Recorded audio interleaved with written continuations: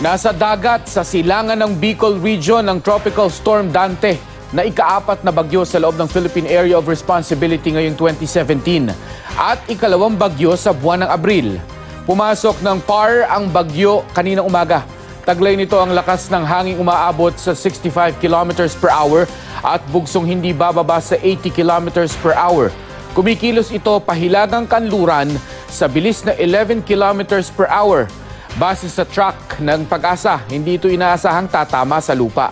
Kung hindi magbabago ang kilos nito, posibleng manatili ito sa dagat, mag-recurve at lumabas ng PAR Biyernes ng umaga.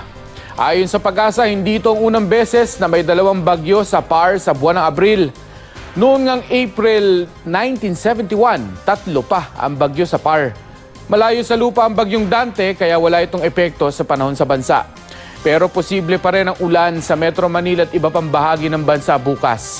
Maalinsangan pa rin at posibleng pumalo sa 43 degrees Celsius ang init factor. Sa Cabanatuan, nasa 44 degrees Celsius ang posibleng init factor. 40 degrees Celsius sa Cebu City at 41 degrees Celsius sa Cagayan de Oro.